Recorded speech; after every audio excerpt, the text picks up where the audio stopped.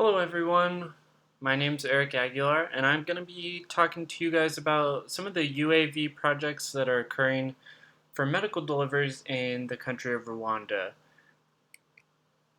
So, I'm going to be talking about this company, Zipline, which is a relatively new company.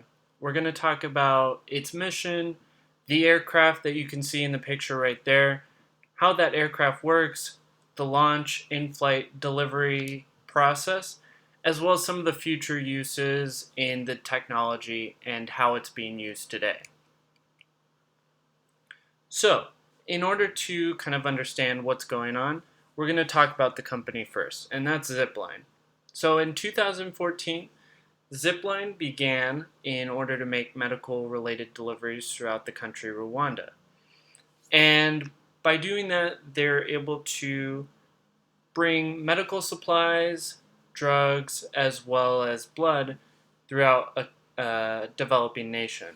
So, Zipline has flown rain or shine over 2 million kilometers, and they fly it pretty much every day in the interest of healthcare. The aircraft pictured there is actually what's being used in Rwanda, and they are designed, created, and put together as well as tested in Northern California. So, when we talk about Zipline, we want to talk about their mission, and that is, plain and simply, to provide every human on Earth with instant access to vital medical supplies. So, the main goal is UAV technology and how that can be applied around the world, but it's mainly in the interest of healthcare. So, Rwanda is not privileged with their roads, and most of them are not paved throughout the country, which means that all those dirt roads can easily be washed away and flooded when they're experiencing heavy rainfall, which is really two primary times in the year. They have two rainy seasons, which can last about 3 months each. And so Zipline has really helped these countries revolutionize their medical field, and they're able to deliver these new medicines and blood supplies really easily and really cost effectively. Something that Zipline does in the country Rwanda is that they deliver over 500 medical related equipment and products that can be transported to different locations. So the aircraft involved is the one pictured there. That's just the fuselage of the aircraft combined with the battery and the wing. That is pretty much the aircraft that is going to deliver these supplies. These aircraft have two motors which allow it to propel itself up to 80 miles per hour and have about a range of 100 miles, which is useful because in Rwanda, one of their longest trips that they do is right around 50 miles, so that's putting the range to the test. Its payload is about 1.75 kilograms, and the average blood pack is about half a kilogram. So, with packaging, sometimes that can allow for 2 to 3 units of blood to be delivered throughout the country. They have as low as a 1 minute loading time, and that really means from order to takeoff, they can get the plane in the air in about 1 minute. One good thing about this aircraft's battery is that it's connected to a GPS. And that means pretty much that whether the battery is charging outside the plane or inside the plane ready for departure or even in the air, that GPS is going to be running, which means that that GPS will not have to load up or find its location, which is something that the creators at Zipline really thought about because they know that even in personal drones and UAVs, that's something that could take upward of 2 to 3 minutes. So when it comes to aircraft launching, the Zipline service is basically going to receive an order. And that can be as simple as email, fax, or phone. And even with today's technology, that can include a text. Wings and batteries are then assembled. So the reason they are disassembled is so that even if one piece is missing, it's going to easily be swapped out. More than one aircraft is always on the ground, so it can easily allow for only one of the three units to be changed out, which allows for much more redundancy as well as safety both before and in flight. Pre-flight checks are then made, and these are really similar to a real aircraft's pre-flight. They check the movement of the controls, they check around the aircraft to make sure there are no dents or scrapes on the aircraft structural integrity.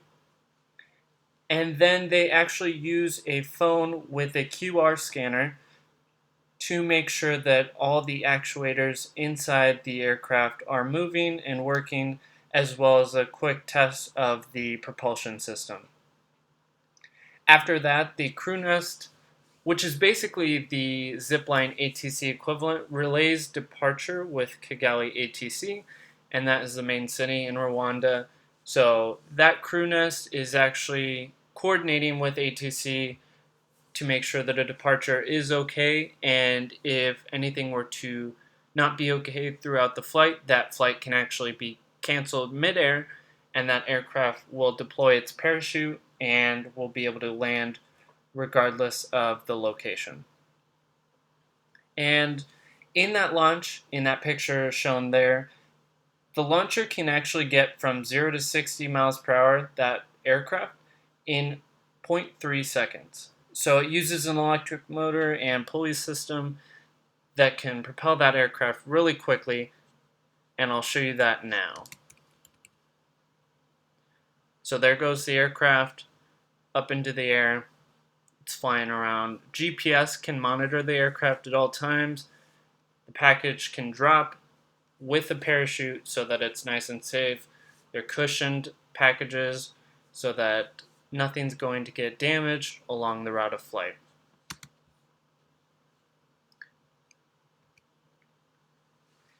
So in flight, Zipline actually performs a lot of really innovative technology. They do about 20 to 40 flights a day, all within Rwanda, and those flights, according to quotes from my research, could be in severe wind, rain, and lightning. So they're about as tough as a normal aircraft. And that's really the goal of Zipline. So let's say that an aircraft may need to go on pause for a second, basically hold because of weather or actual obstacles or ATC. So those aircraft can actually hold at predetermined points, and they will circle around as long as battery allows them for, until they can therefore return to their route. So in case of an emergency use, it has a built-in parachute system, both, like I said before, in case ATC wants them to stop all operations, or in case of a mechanical or electrical failure in flight, that parachute's automatically going to deploy. However, two sets of actuators, which is basically how all the control surfaces work, there's always redundancy, and this aircraft actually has two motors just in case one were to fail in flight. The only time both are ever used are in full power setting, which is for takeoff and go around scenarios. So all in its life, Zipline has actually had 0 in-flight accidents with another person, which just goes to prove how much technology and resources they put into this project. So aircraft landing.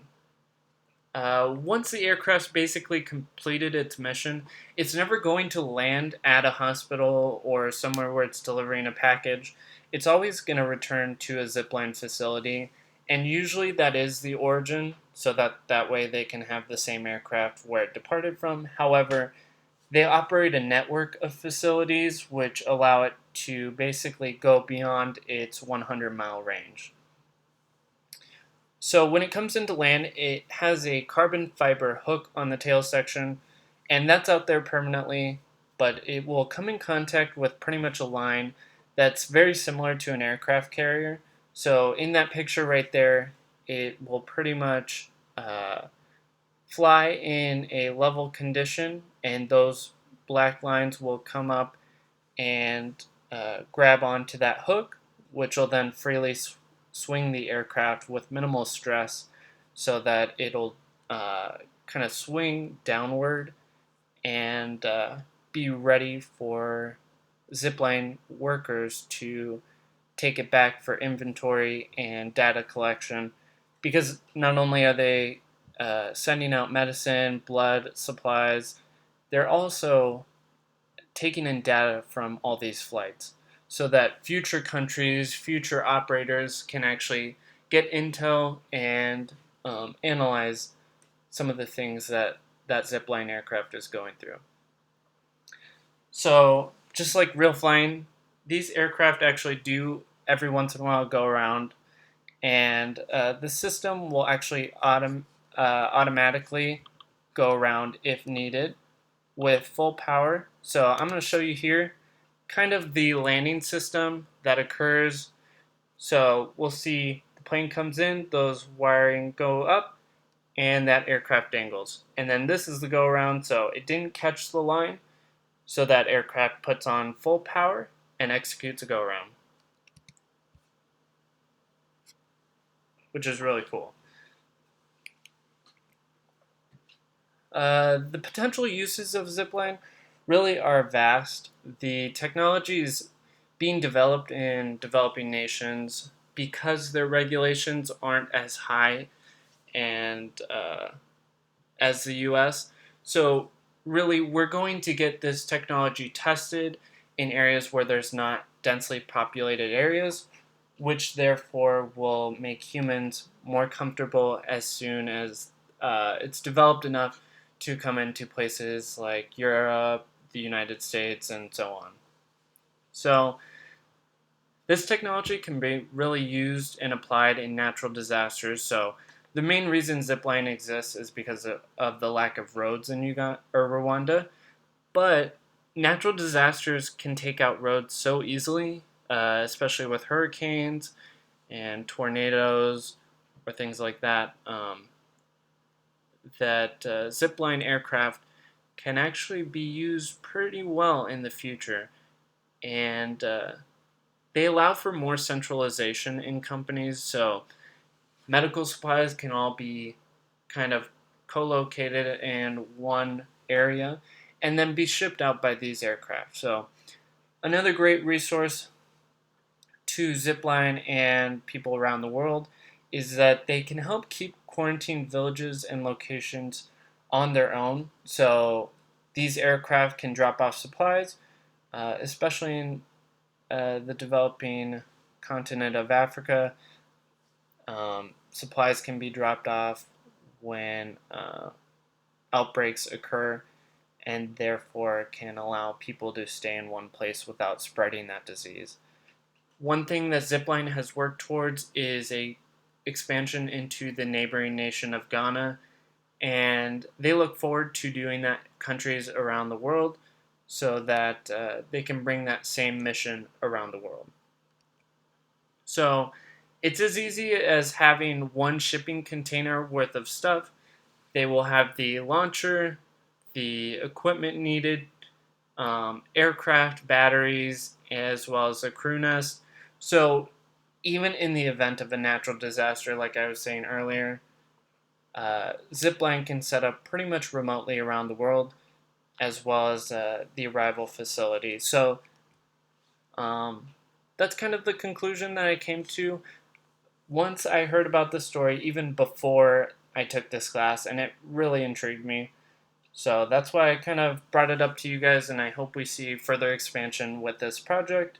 So if you guys have any questions, definitely comment on the Blackboard page, or you can email me at my Lewis email. I hope you guys have a good one, and there are some of the sources that I use, and take care.